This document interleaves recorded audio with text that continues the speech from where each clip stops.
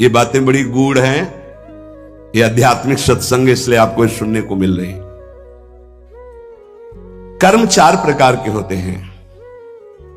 एक कर्म जिनसे यहां भी सुख मिले और परलोक में सुख मिले, जैसे हम यहां किसी भूखे को भोजन पवा देते हैं तो हमारी संपत्ति भी बढ़ेगी और परलोक में इसके पुण्य का बड़ा लाभ प्राप्त होगा। यहां हम ऐसी कुछ अपने धन से व्यवस्था करते हैं जिससे भजन करने वाले संतों को सुख मिले, जो सतमार्ग में चल रहे हैं उनकी वास की व्यवस्था, वस्त्र की व्यवस्था, भोजन की व्यवस्था, यहां भी तुम्हारे ऐश्वर्य बढ़ेगा और परलोक में भी भगवत कृपा प्राप्त होगी। औषधालय खोल देना, प्याऊ खोल देना, ऐसी व्यवस्था कर देना जिनकी व्यवस्थाएं नहीं हैं, उनको वस्त्र है, भोजन है, औषधि है, इस तरह की, तो यहां भी सुख और परलोक में भी सुख। पर ध्यान रहे, पोस्टर बैनर नहीं होना चाहिए। अगर आपने कहीं छपवा दिया या अपनी जबान से कह दिया तो उसका प्रभाव क्षीण हो जाता है, ये लोग समझते नहीं। आपने वृंदावन आए, 100 संतों को भोजन पवाया, इसके बाद पूरे गांव में 4-4 जगह बैठ के कि वृंदावन गए थे, 100-2 संतों को ऐसा पवाया, संत भी कह रहे थे कि वाह भाई, और 100-100 रुपया भेंट दी। वो बड़ाई जो आप झोंक रहे हो ना, सब खाली हो रहे हो आप। चुप। ये लोग कुछ ऐसे देहाभिमानी होते हैं कि एक पंखा भी टंगवाएंगे ना तो पंखा की हर पंखुड़ी में जिला अमुक, बाबा का नाम, दादी का नाम और ये नाम और वो अपना नाम, पूरा पता, फोन नंबर सहित पंखा में। ऐसे देखे गए, कुछ भी करना है ये सब। तुम्हें अपने नाम की चिंता है या संतों की सेवा की चिंता हुई? तो ये ध्यान रखो, जिनमें यहां भी सुख मिले और परलोक में सुख मिले उसे सत्कर्म कहते हैं। सत्कर्म गुप्त होना चाहिए, पर अभिमान गुप्त होने नहीं देगा, पक्का।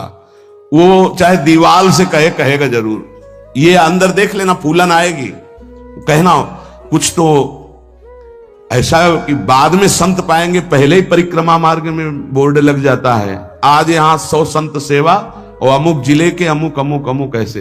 तब ये लगता है कि कैसे तुम नादान बच्चे हो, तुम्हें इतना बड़ा सौभाग्य सुकृत का मिला था, इतना महान सत्कर्म हो, तुमने सब मिटिया मेट कर दिया। और उनको लगता है कि सत्कर्म का फल यही है। 100 रुपया के अगर फूल डालने हैं तो फिर 100 लोगों को तो पता चलना चाहिए कि वीडियो में कि हम ही फूल डाल रहे थे। बड़ा हम का खेल चालू है। ये कर्म तभी परलोक में आपको मिलेगा जब यहां आप गुप्त रखें। देखा है आपने गुप्त कैसे कमाई की जाती है? बहुत बड़ी यज्ञ की थी, मैदा फैक्ट्री के मालिक थे। जब वो आते थे कानपुर में गुरु आश्रम में संत दर्शन के लिए, तो 20 गाड़ियां उनके साथ होती थी, आधा किलोमीटर पहले ही रुक करके नंगे पैर पैदल आते थे। जब वो यज्ञ करवाए तो एक हाथ में झाड़ू सोहनी और एक में डलिया, और जो ऐसे खा पी के दोना पत्तल फेंक देते वो उठाते। कहीं कोई पोस्टर नहीं, कहीं और इतनी दिव्य, सब खान पान सामग्री सब ऐसी, और वो केवल चेक करते थे अपने कार्यकर्ताओं का, झाड़ू लिए हुई है वो लिए। कोई जैसे पूछता है कि कौन करवा रहा, तो बोले हमको तो यहाँ दोना पत्तल फेंकने की सेवा मिली, हमें तो पता नहीं। कोई जान नहीं पाया कौन करवा रहा है। अपने लोग इसलिए जानते थे कि प्रेरणा से हो रही थी। ऐसे सत्कर्म की कोई जान ही नहीं पाया कि किसने करवाई यज्ञ। और इतना बड़ा खान पान कानपुर महानगर जहां लाखों लोग खाते पीते, उनके पास कोई कमी नहीं, कहीं भी कोई अभिमान का लेश मात्र नहीं। दूसरा मतलब पहला है जो इस लोक और परलोक दोनों में सुख प्रदान करे, वो ऐसे धार्मिक सत्कर्म। दैन्यता की मूर्ति, साधुता अपने आप आ जाएगी जब आप ऐसा समर्पण करेंगे। कितने ऐसे, एक नहीं कितने ऐसे जिनको ये है नहीं कि हमारी जानकारी कोई कि हम कुछ सेवा करते हैं। अहम को पुष्टता चाहिए। इस लोक परलोक में यदि अपने कर्म का जो सुकृत है तो भगवान से प्रार्थना करो कि कोई न जान पावे, ऐसा कार्य करो, तो वो आपको इस लोक और परलोक दोनों में उन्नति प्रदान करेगा। दूसरा, जिनमें यहां भी दुख और परलोक में भी दुख। पहला यहां भी सुख और परलोक में सुख। दूसरा है यहां भी दुख और परलोक में दुख। परिस्त्री गमन, जो दूसरे माताओं के साथ, बहनों के साथ व्यभिचार करते हैं, यहां भी दुख, परलोक में दुर्गति। अगर गृहस्थ हो तो एक पत्नी जो आपने पानी ग्रहण किया है, बस। दूसरा मदिरापान, मद्यपान, यहां भी दुख, परलोक में दुर्गति।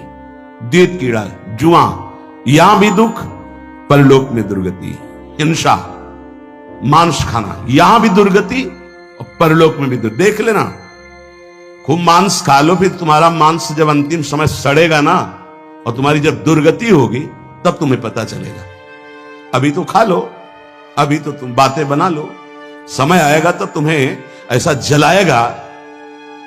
कभी कभी ऐसा लगता है कि ये मानव देह केवल संत कृपा से ही लाभ ले सकता, अन्यथा नहीं ले सकता।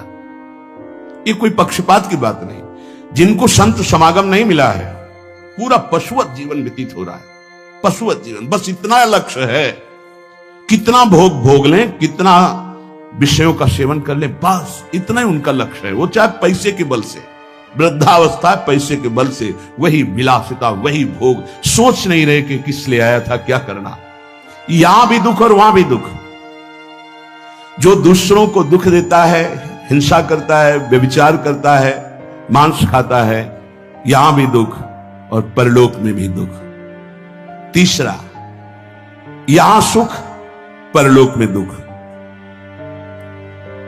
जो कर्जा ले लिया, वापस नहीं किया, कई तरह के ऐसे दूसरों को लूटने वाले, दूसरों के नाना प्रकार से सुख चुराने वाले जो लोग हैं, वो यहां सुख का अनुभव करने के लिए करते हैं। अपहरण कर लिया, ऐसा कर लिया, चोरी कर लिया, ऐसा, इसके बाद का परिणाम परलोक में तो भयानक दुख मिलेगा। और सबसे बड़ा दंड होता है, मन जलता रहता है।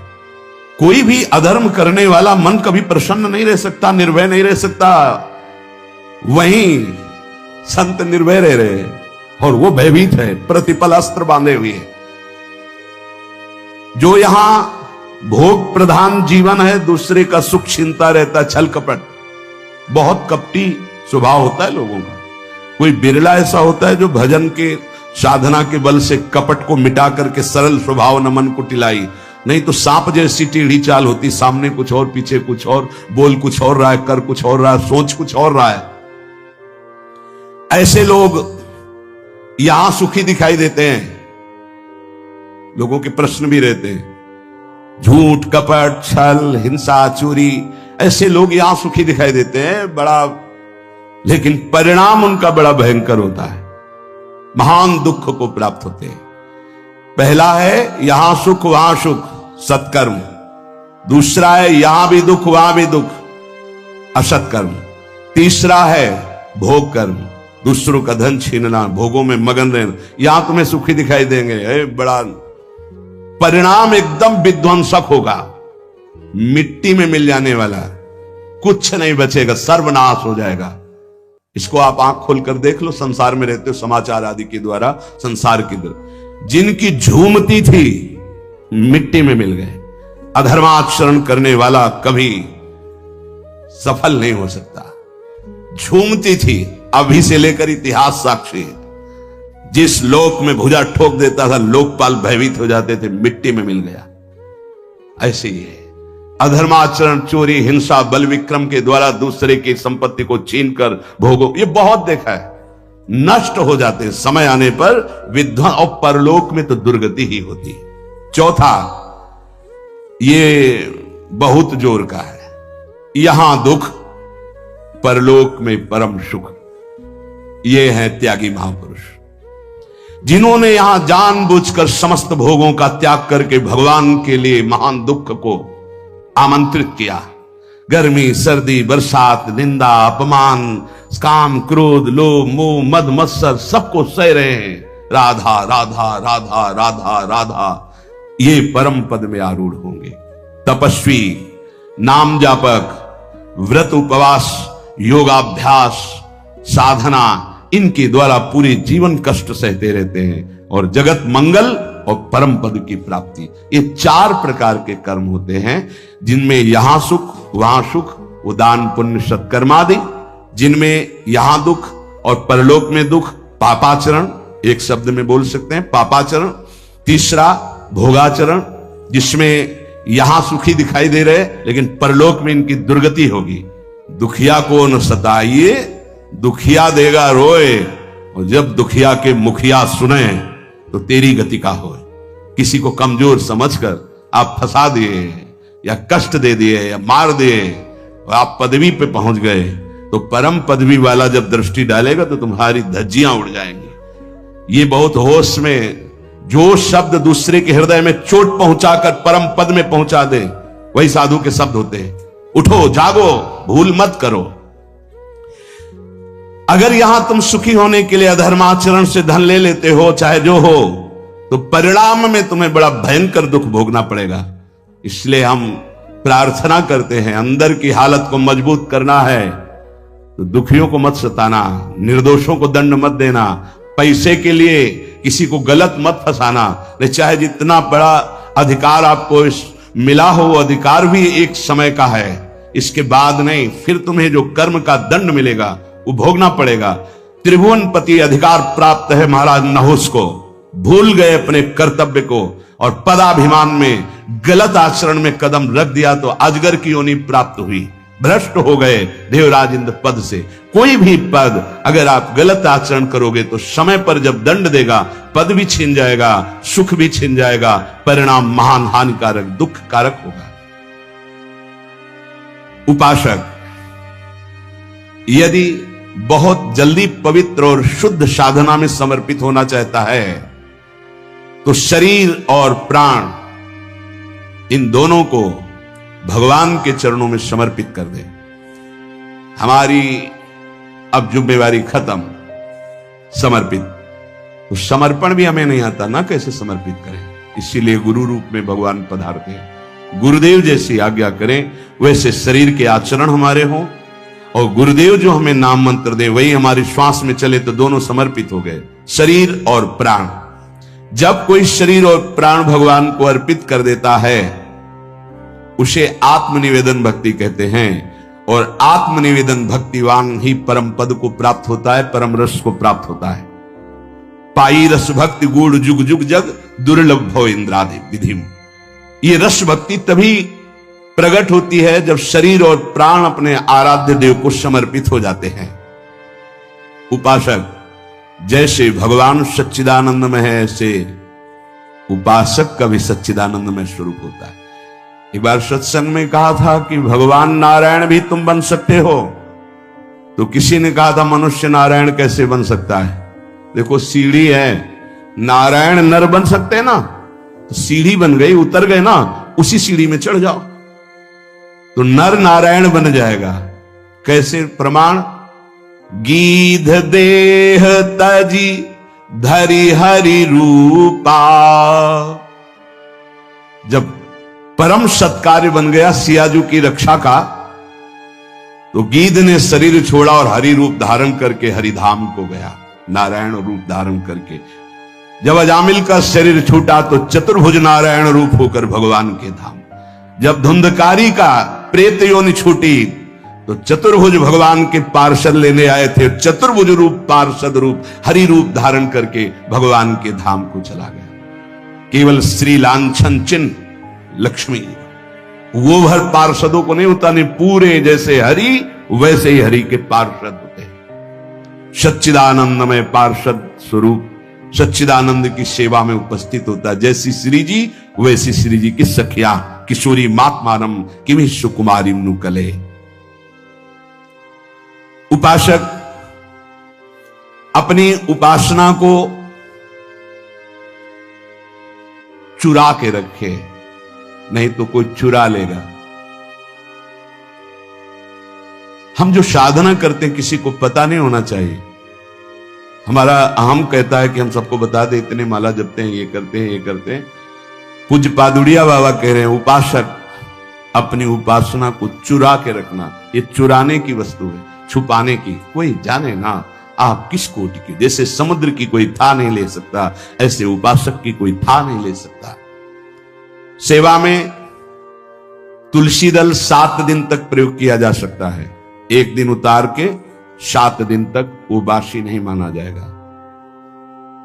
बिल्व पत्र 5 दिन तक, कमल पुष्प 3 दिन तक, और अन्य पुष्प 1 दिन।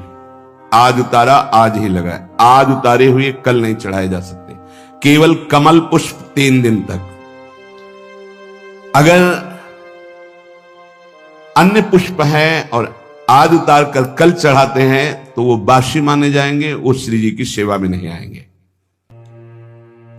उपासक सदैव सतयुग में रहता है।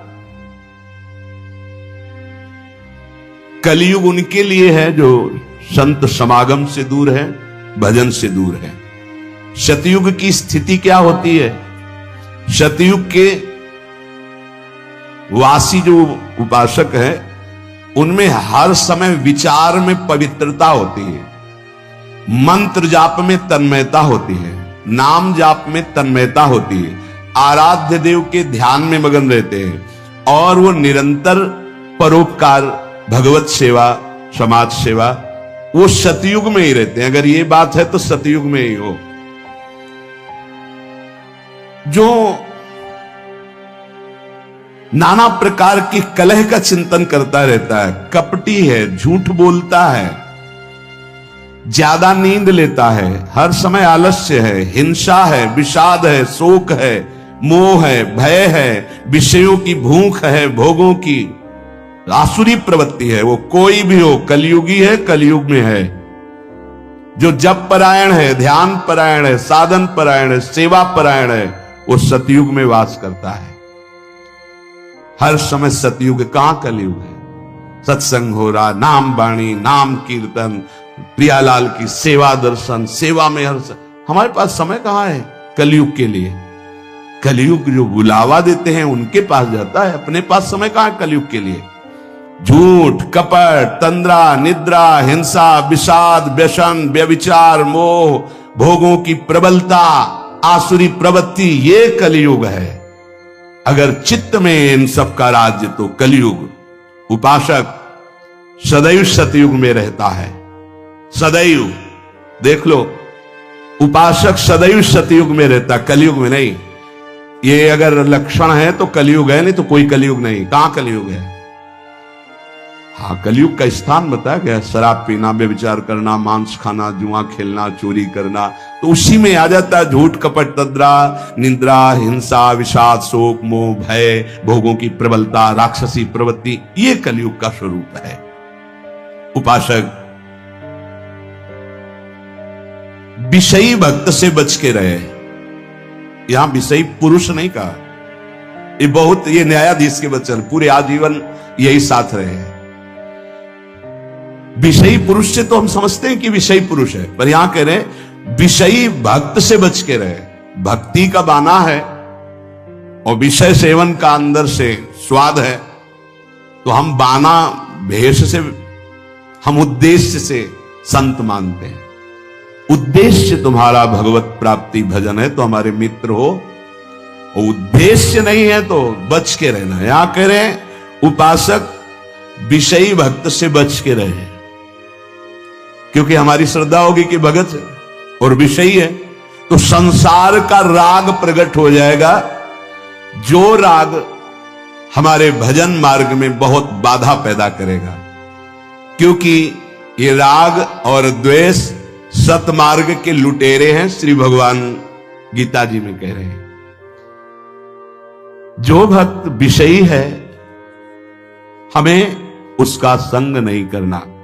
क्यों? क्योंकि उसके संग से विषयों का राग प्रकट हो जाएगा।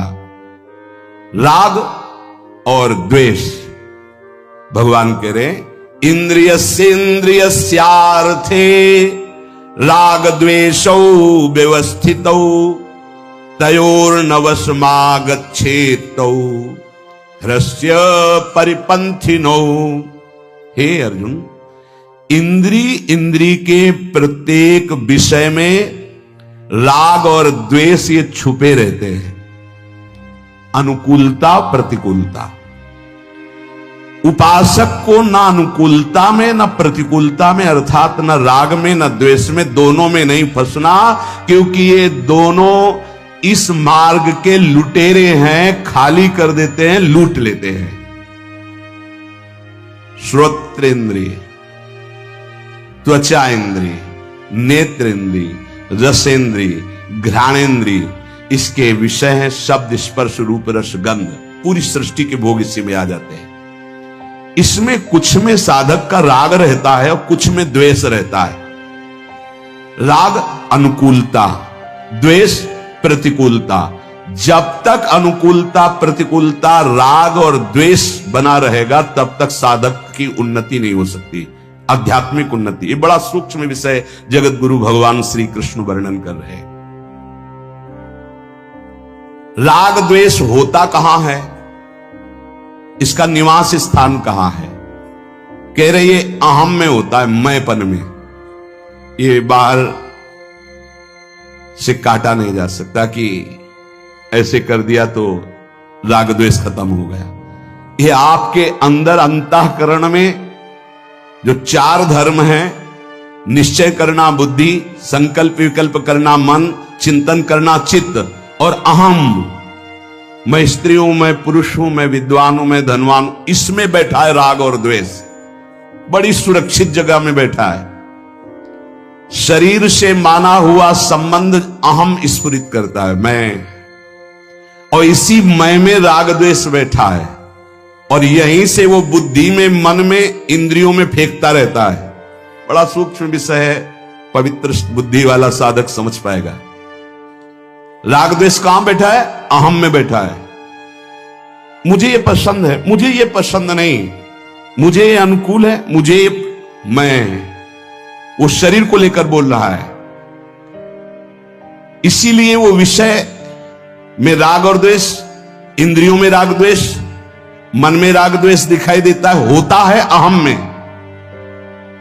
प्रभु ने इशारे में वर्णन किया, यही राग द्वेष काम और क्रोध है। राग काम है और द्वेष क्रोध है। ये स्थूल रूप जब धारण करता है राग द्वेष, तो काम क्रोध के रूप में प्रकाशित हो जाता है। ये साधक का सर्वस्व अपहरण करने वाला है, राग और द्वेष, काम और क्रोध। तयोर न वश मागच्छेद, ऐ साधक इनके वशीभूत मत होना। ये परिपंथिनों, तुम्हारे अध्यात्म मार्ग के लुटेरे हैं, तुम्हारा सब कुछ खाली कर देंगे। काम और क्रोध, जिन्हें राग और द्वेष कहते हैं। बहुत जोर की बात है, बहुत जोर का राग होता है, पूरे जीवन की साधना की बाजी हार जाएगा, ऐसा राग होता है। राग ही द्वेष का रूप धारण करता है, द्वेष की कोई सत्ता नहीं। जैसे काम ही क्रोध का रूप धारण करता है, कामा संजायते क्रोधा। जब राग द्वेष की वृत्ति उत्पन्न हो तो साधक निराश न होवे, अपितु बहुत सावधान हो जाए, उदास न होए, निराश न। देखो ये जुआरी का सा खेल है, जय बार जुआरी हारता है तय बार उसकी जिद और बढ़ती है। शायद अब की जीत जाऊं, अब की जीत जाऊं, ऐसे ही साधना में होता है। ऐसा नहीं कि एक बार में ही जीत गया, कई बार साधक दांव हार जाता है, अच्छे अच्छे खिलाड़ी हार जाते हैं। बहुत गंभीरता से समझना, निराशा नहीं आनी चाहिए, नहीं तो फिर असली में हार जाएंगे हम। कई बार ऐसा होता है जीवन में, कई जगह राग हरवा देता है, हमको फिसला देता है, फिर एकदम सावधान हो। जैसे जुआरी के, अगर अब की जीत गए तो पूरी बाजी जीत जाएंगे, शायद अब की जीत जाएं, तो वो तो जीते ना जीते, जीता तो हारा, हारा तो हारा, और यहां हारा तो जीता और जीता तो जीता। ये अध्यात्म है। निराश तो नहीं होना, ये हमारी प्रार्थना है। साधक कभी निराश न हो कि अब क्या होगा, अब तो मैं हार गया। कुछ नहीं हारे, एक नया अनुभव मिला हारने से।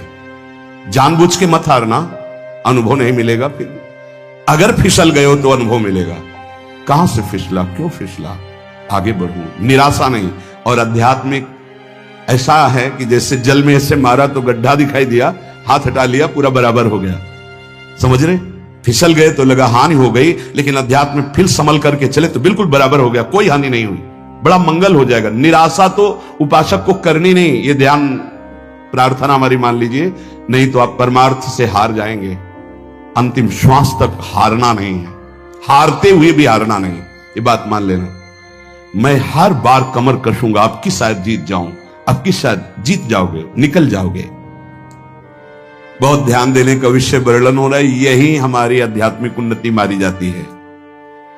क्या होता है, साधक राग पूर्वक किसी कर्म में प्रवृत्त ना हो, किसी भोग में, किसी विषय में, किसी कर्म में आज्ञा मान करके कर्म में प्रवृत्त हो। यह बड़ा सूक्ष्म विषय है। साधक की कर्मों में प्रवृत्ति या निवृत्ति अपनी रुचि से नहीं होती। मुझे अच्छा लगता है इसलिए करता हूं, मुझे अच्छा नहीं लगा इसलिए छोड़ दिया, नहीं, वो आज्ञा पर करता है, आज्ञा पर त्याग करता है, इसलिए उसका करना राग पूर्वक नहीं और त्याग करना द्वेष पूर्वक नहीं है, वो आज्ञा पे चलता है, साधक है। शास्त्र आज्ञा, गुरु आज्ञा। ध्यान दीजिए, हमारा हर कार्य अब जो ही कहां करें हम सोई आयस लिए चले निज दासी, राग द्वेष की सत्ता ही नहीं रह जाएगी। हमारा जो कार्य होता है वो शास्त्र आज्ञा, गुरु आज्ञा से होता है। अगर हम किसी कार्य में प्रवृत्त होते हैं तो आज्ञा कर्तव्य, अगर निवृत्त होते हैं तो आज्ञा कर्तव्य। हमारा कर्तव्य ये नहीं करना चाहिए, शास्त्र आज्ञा, गुरु आज्ञा, इसलिए हम नहीं करते। द्वेष पूर्वक त्याग नहीं, राग पूर्वक ग्रहण नहीं। जब राग द्वेष पूर्वक क्रिया की जाती है तो उसका फल उत्पन्न होता है, और राग द्वेष का फल पतन के सिवा और कुछ नहीं होता, पतन। जब साधक संसार से अलग होकर भजन मार्ग में अध्यात्म की उन्नति प्राप्त करने की चेष्टा करता है, बहुत सुंदर बात कह रहे हैं, उसी समय उसके हृदय में बड़ी बुरी बुरी स्फुरणाएं प्रकट होती है। सब साधक सावधानी से सुने। जब साधक संसार का त्याग करके सच्चिदानंद की प्राप्ति के लिए भजन में लगता है तो उसके हृदय में, अंतःकरण में बड़ी बुरी बुरी स्फुरणाएं प्रकट होती है। साधक घबरा जाता है। भगवान यहां आश्वासन दे रहे हैं साधक को, स्फुरणाओं से घबराना नहीं। इन स्फुरणाओं की सत्ता नहीं है कि तुम्हारा कुछ भी बिगाड़ सके। ये उत्पन्न हो रही हैं, जो थी पहले अब नष्ट हो रही, प्रकट हो करके। सिद्धांत है ये नष्ट हो रही है क्योंकि तुम भजन परायण हो, पर चूक अच्छे अच्छे से हो जाती, कोई समझ नहीं पाता नष्ट हो रही, वो उसी में तन्मय होकर नई क्रियाएं कर बैठता है, राग बन गया, संस्कार बन गया, यही चूक हो जाती। ध्यान देना, जब हम साधन भजन पे, तो हमारे अंदर गंदी गंदी स्फुरणाएं जो जन्म जन्मांतर की, अब हम उनको ये नहीं समझ पाते कि ये नष्ट हो रही। हमारे अंदर काम आ रहा है, हमारे अंदर क्रोध आ रहा है, हमारे अंदर भोग आ रहा है, भोग की बातें आ रही, पुरानी बातें आ रही, आ नहीं रही, वो नष्ट हो रही। अगर आप उनमें तन्मय होकर नवीन क्रिया कर बैठे तो संस्कार बन गया, मिटने की जगह बन गया, अब पतन अवश्यंभावी। अतः उपासक स्फुरणाओं को देखकर घबराए नहीं, आ नहीं रही, ये जा रही हैं। संसार का जब आप भोग करते थे तो स्फुरणाएं आ रही थी, तुम जान नहीं पाए, वो इकट्ठा हो रही थी। जब तुम संसार से मुक्त होने के लिए भजन शुरू किए तो अब वो जाएंगी, निकलेंगी, वो निकल रही स्फुरणाएं। अब भजन के बल से स्फुरणाएं खाली हो रही हैं। तुम स्फुरणाओं में चिपकना मत, पकड़ना मत, उन स्फुरणाओं के अनुसार संकल्प करके क्रियाएं मत करना, वो निकल रही है। साधक को चाहे अच्छी स्फुरणा हो या बुरी स्फुरणा, बिल्कुल न राग करना न द्वेष, दृष्टा मात्र बने रहना है। भजन क्या आ रहा है बस देखते चले जाओ। जैसे हम रास्ते में चल रहे हैं, बोर्ड में लिखा है ऐसा ऐसा ऐसा, तो पढ़ लिया, चल दिया, कोई मतलब तो है नहीं, तो हम ऐसे पढ़ रहे हैं अंतःकरण में। ये आई बुरी स्फुरणा, ये अच्छी स्फुरणा आई, ना हमको डरना है, ना घबराना है, और न चिपकना है, ना अच्छी स्फुरणा में ना बुरी स्फुरणा में। क्या हुआ? राग द्वेष दोनों मिटते चले जा रहे हैं, क्योंकि अच्छी स्फुरणा राग की है और बुरी स्फुरणा द्वेष की वृत्ति पैदा करेगी। अभी जो हमारा हो रहा, वो राग द्वेष से नहीं हो रहा, गुरु आज्ञा से साधना हो रही है। सावधानी पूर्वक यदि तटस्थ माने दृष्टा बन करके इन स्फुरणाओं की उपेक्षा कर दे तो राग द्वेष रहेगा ही नहीं। राग द्वेष के वशीभूत होकर संसार के सब प्राणी कर्म कर रहे हैं। राग द्वेष पुष्ट होता है तो प्रकृति उसका स्वभाव अशुद्ध कर देती है। अशुद्ध स्वभाव होने के कारण वो भोग प्रधान बन जाता है। जिसकी प्रकृति राग द्वेष रहित होती है उसका स्वभाव शुद्ध हो जाता है। शुद्ध स्वभाव होने पर योग हो जाता है प्रभु से। अशुद्ध स्वभाव होने पर भोग बनता है प्रकृति का, संसार का। क्या सुंदर सिद्धांत भगवान वर्णन कर रहे हैं। साधक संपूर्ण कर्मों को अपने भली भांति भगवद अर्पण कर दे तो उन कर्मों का फल होगा भगवत प्राप्ति। राग द्वेष मिट जाएंगे। राग द्वेष के मिटाने के इच्छुक साधक के लिए शास्त्र प्रमाण कर्म करना अत्यंत आवश्यक है। जैसा आदेश हम वैसा कर रहे हैं, हमारा कोई राग नहीं, आदेश के अनुसार कर रहे हैं, गुरु आज्ञा शास्त्र आज्ञा। राग द्वेष से सर्वथा रहित जो महापुरुष हैं उनका अंतःकरण शुद्ध निर्मल होता है कि वो वेद पढ़े हो या ना पढ़े हो, उनके हर वचन वेद प्रमाणित शब्द निकलते हैं। शताम ही संदेह पदेषु वस्तिषु प्रमाणम अंतःकरण प्रवत्तयः। सत्पुरुषों का अंतःकरण इतना पवित्र हो जाता है कि उनकी वाणी वेद प्रमाण मानी जाती है। जैसे किसी भी विषय में संशय है, उस महापुरुष से पूछ ले और वो कह दे हाँ ठीक है साहब, अब कोई भय नहीं, वैसा ही होगा जैसा वो बोल रहे हैं। सताम ही संदेह पदेषु वस्तिषु प्रमाणम अंतःकरण प्रवत्तयः। उनका अंतःकरण राग द्वेष से रहित परम शुद्ध है। वो जो बोलेंगे वही शास्त्र प्रमाण होगा। महापुरुषों का अंतःकरण इतना शुद्ध निर्मल होता है कि स्वतः वेदों का भावार्थ उनके हृदय में प्रकट हो जाता है। वो जो बोलते हैं आप वेद से प्रमाणित कर लीजिए, वो मिलेगा कहीं ना कहीं लिखा। स्वामी शरणानंद जी से कहा कि ये तो हमने कहीं नहीं पढ़ा जो आप कह रहे हो, तो बोले लिख लो, नया वेद लिख लो, जो हम कह रहे हैं वो लिख लो। तो इतनी ठसक से कैसे बोल रहे थे? क्योंकि अंतःकरण भगवदाकार है, तो कह रहे लिख लो, नए ग्रंथ को लिख लो, जो हम बोल रहे हैं वो लिख लो। तुम्हारी पहुंच नहीं तो पहले से सब लिखा हुआ है, उसको मिला लेना।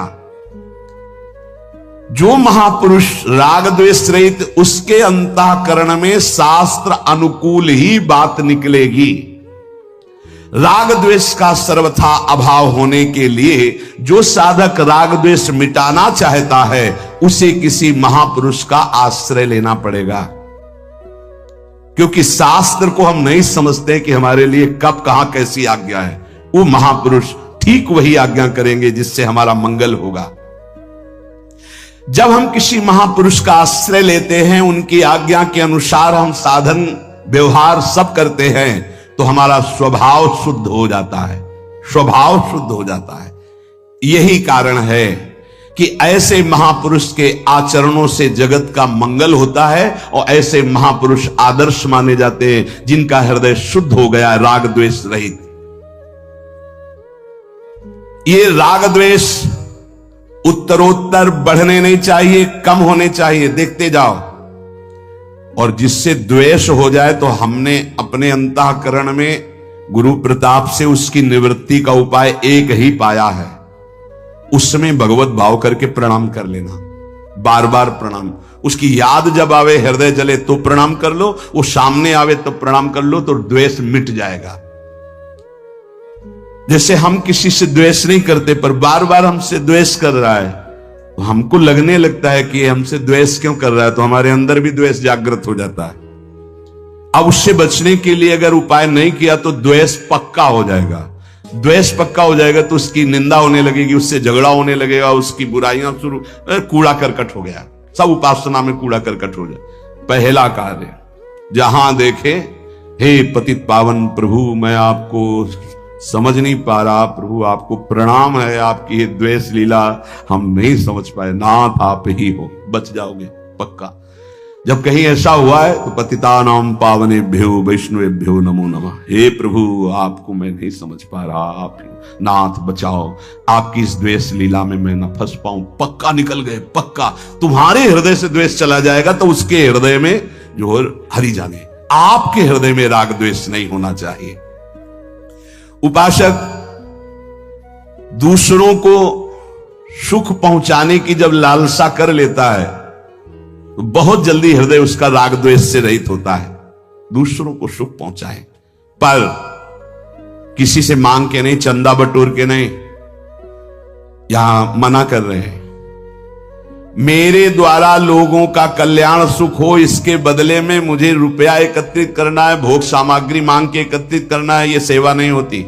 इसे सेवा नहीं कहते, यह वासना की पूर्ति कही जाती है। ध्यान दीजिएगा, दूसरों को सुख पहुंचाने से बहुत जल्दी राग द्वेष मिटता है, जिसे सेवा कहते हैं। पर सेवा दूसरों से मांग करके, भोग सामग्री एकत्रित करके अपनी मान बढ़ाई पुष्ट करना होता है, सेवा नहीं होती।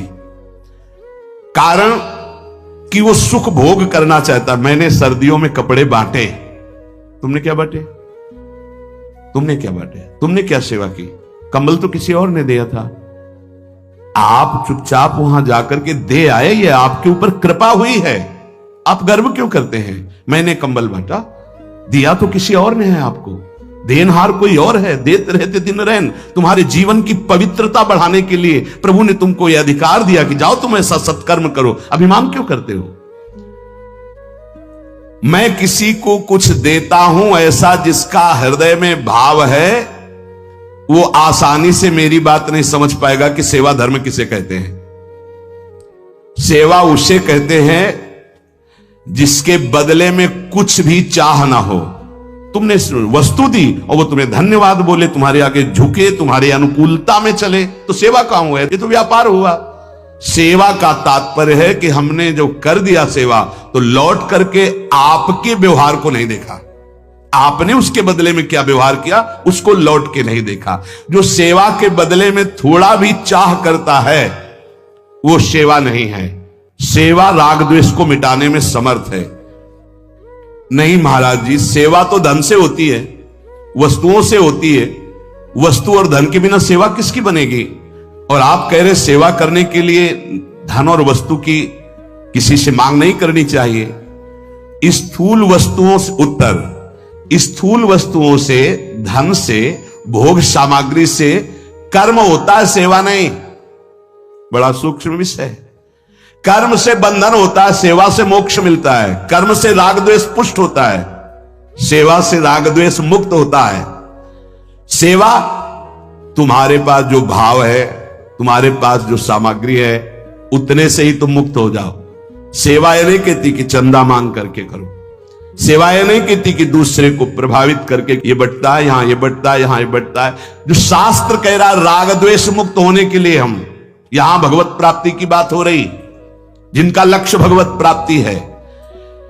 तुम्हारे पास जो भाव है, तुम्हारे पास जो सेवा सामग्री, उसी से तुम्हें मुक्त होना है राग द्वेष से।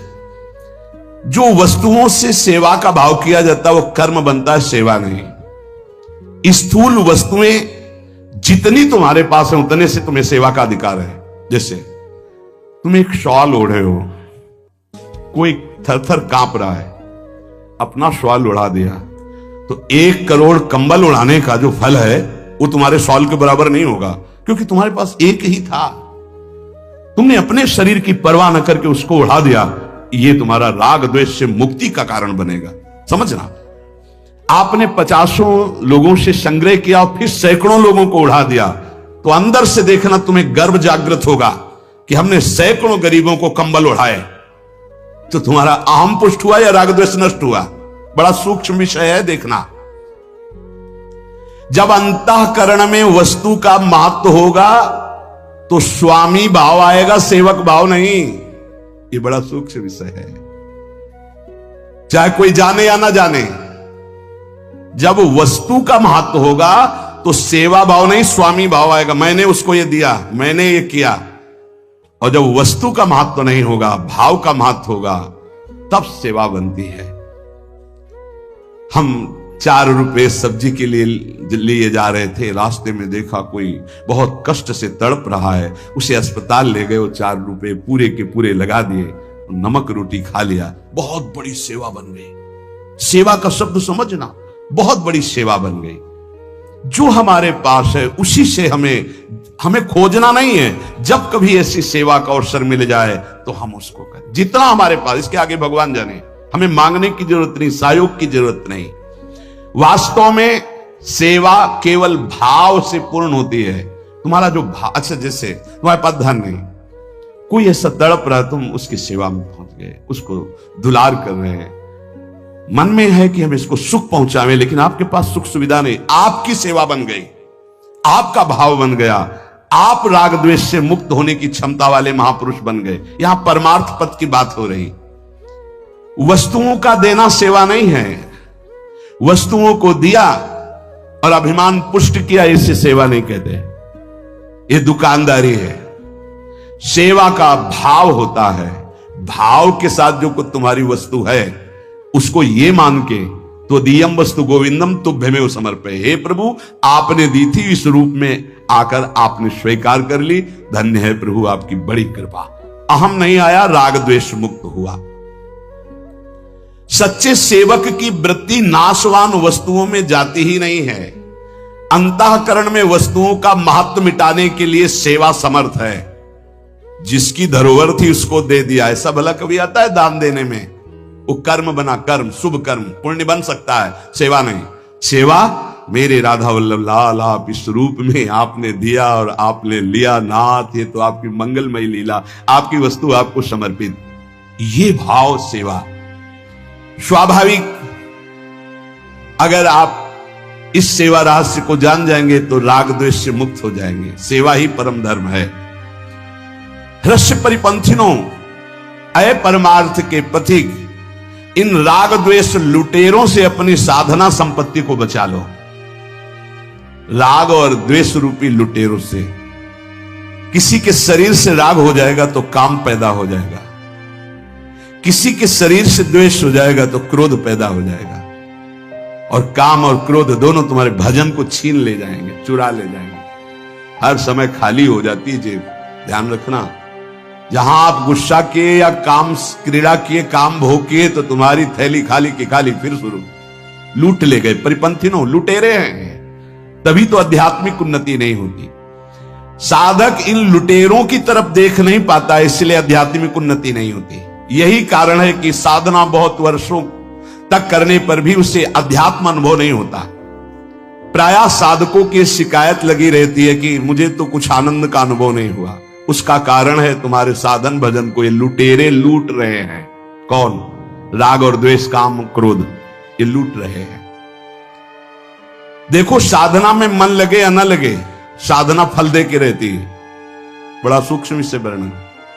साधकों को रहता है मेरा मन नहीं लगता, तुम चिंता मत करो, तुम राधा राधा बोल रहे हो, मन लगे ना लगे इसका निश्चित फल है। पर यदि तुम राग और द्वेष पूर्वक व्यवहार कर रहे हो, जैसे नाम भी जप रहे हो, भ्रष्टाचार भी है, पराई माता बहनों से व्यभिचार भी है, क्रोध भी कर रहे हो, द्वेष भी कर रहे हो, गंदी आदतें भी कर रहे हो, इसके बाद तुम्हारे हाथ में अभी कुछ स्टॉक नहीं आएगा परमार्थ का, भजन का, साधन का। खोखले बने रहोगे और ऐसे कितने वर्ष व्यतीत हो जाएंगे, फिर आप शिकायत करोगे कि हमें इतने वर्ष हो गए नाम जप करते, कोई लाभ नहीं मिला, क्योंकि चोरों से अपनी गठरी चुरवाते रहे आप। हम मन की एकाग्रता को ज्यादा महत्व नहीं देते, हम देते हैं राग और द्वेष परमात्मा। ये राग द्वेष, माना हम 10 बार नाम लिया तो 10 बार तो सुरक्षित है, हम 1000 बार लिया वो हमारी पूरी जेब काट ले गए, क्या बचा? राग द्वेष, काम, क्रोध, ये जेब कटुआ है, ठग हैं, ये लूट रहे हैं, परिपंथिनों। ये ऐसे ठग हैं कि इनसे हाथ मिला के जेब कटवाई जाती है। भजन की जेब कोई जबरदस्ती नहीं काट सकता है, ध्यान रखना। इनको इतनी कलाएं आती हैं कि हम इनको छाती से लगाएंगे, आओ दोस्त, और जो ही छाती से लगे जो ही काटे, फिर जलन किया, कुछ अनुभव ही नहीं हो रहा, क्योंकि बार बार भ्रष्ट माने गिर जाना, बार बार पतित हो जाना, बार बार ये काम क्रोध, बार बार राग द्वेष हमको नष्ट करते रहते हैं। उपासक इसीलिए कहा गया कि जिनका राग द्वेष रहित शुद्ध अंतःकरण है, ऐसे महापुरुषों के अनुशासन में चले। राग द्वेष की स्फुरणा हो तो डरो मत, पर उन दोनों के अनुसार क्रियाएं मत करो। स्फुरणा में साधक पतित होने लगता है कि स्फुरणा आई, अब तो क्या होगा, अब जैसा मन कह रहा वैसा करना पड़ेगा, नहीं करेंगे तो जलेंगे, फिर वैसा कर बैठता है। ये परिपंथिनो। राग द्वेष स्वतः नष्ट होने वाले हैं, तुम चुप रहो। इनकी अंदर स्फुरणा हुई, ये हाहाकार मचा रहे हैं, मचाने दो, तुम राधा राधा राधा राधा राधा, ये नष्ट हो जाएंगे। साधक उनकी इतनी सत्ता दे देता है, उनको इतना महत्व दे देता है, उनका इतना आदर करने लगता है कि वो नष्ट होने के बजाय साधक को नष्ट कर देते हैं। काम क्रोध साधक को नष्ट कर, इनकी सत्ता नहीं, स्फुरित होता है, होने दो, किसी से बोलो मत, कहो मत, चिड़चिड़ापन मत लाओ, जलो मत, गंभीर। कोई पूछे कैसे हो, बहुत अच्छे, कृपा है, नहीं कोई शारीरिक मानसिक परेशानी नहीं, श्री जी की कृपा से कोई परेशानी नहीं। अंदर तुम्हारे विकार वो सब भस्म हो जाएंगे, मत बोलो किसी से। रहीमन मन की मन व्यथा, मन में रखिए गोय, ये सुनी ठले हैं लोग सब, बांट न ले है कोई, उनकी सत्ता होती। राग द्वेष स्वतः नष्ट होने वाले हैं, ये ज्यादा देर टिकेंगे नहीं, फुलझरिया की तरह अपना चमत्कार दिखाएंगे, नष्ट हो जाएंगे। साधक इनकी सत्ता दे देता है, इनका आदर करता है, इनका महत्व करता है, और वो साधक को नष्ट कर देते हैं। अगर तुम इनका आदर ना दो, इनका महत्व ना दो, इनकी तरफ मत देखो, ये अपने आप नष्ट हो जाएंगे। सुख दुख का कारण दूसरे को मानने से राग द्वेष पुष्ट होते हैं। सुख देने वाला देखो मान्यता होती है। वर्षा हुई, एक नाच रहा है और एक रो रहा है बैठे। कौन? किसान नाच रहा है खेती में, बढ़िया बढ़िया वर्षा हुई, और कुम्हार के बर्तन सूख रहे थे, वो सब फैल गए, वो बैठे रो रहा है। वर्षा का क्या है? एक को प्रतिकूल पड़ रही है, एक को अनुकूल पड़ रही। वर्षा तो समतुल है, वो तो बरस रही है। हमारी अनुकूलता, हमारी प्रतिकूलता, हमारी मान्यताएं ही पूरी की पूरी अनुकूलता पर। अब गर्मी में आग प्रतिकूल लगेगी और सर्दी में दूर से तापत तो कितना सुखद लगती है। ये अनुकूलता प्रतिकूलता आने जाने वाली और मान्यता के अंतर्गत है। स्वरूप में इनका कोई महत्व नहीं है। तुम स्वरूप हो, देह नहीं हो। थोड़ी देर के लिए काम क्रोध विकल कर रहे हैं, सह लो, ये नष्ट हो जाएंगे। उनका महत्व, अरे काम आ गया, अरे क्रोध आ गया, चुप शांत, वो नष्ट हो जाएंगे, अपने आप नष्ट हो जाएंगे। उनकी सत्ता ही नहीं, वो ज्यादा देर नहीं टिकेंगे। आप टिकाओगे तो टिक जाएंगे। आप आसन बिछा कर बैठा लोगे, सत्ता दोगे, सत्ता काम आया, उसी का चिंतन कर रहे हैं, उसी के अनुकूल आचरण करने लगे, उसी की तरह वार्ता व्यवहार करने लगे, भ्रष्ट कर देगा, नष्ट कर देगा। मन बुद्धि राग द्वेष आदि दोष पैदा हो जाए तो कोई दोष की बात नहीं। एक इस प्रसंग को समझ लो, क्रियाएं ना होने पाए, उनकी सत्ता नहीं है, अंदर से मान लो नहीं, लूटते रहते हैं, बहुत दूर तक चलते हैं काम क्रोध राग द्वेष। राग द्वेष मन में उत्पन्न हो जाए, काम क्रोध मन में उत्पन्न हो जाए, कोई खतरे की बात नहीं है। उनके अनुसार कोई क्रिया ना होने पावे, क्रिया खतरे की बात है। अंदर ही छुपा लो, भस्म हो जाएगा। जो उपासक उनके वशीभूत होकर क्रिया रूपी दोष कर बैठता है, वो उनके वशीभूत हो जाता है, और वो उपासक के अध्यात्म के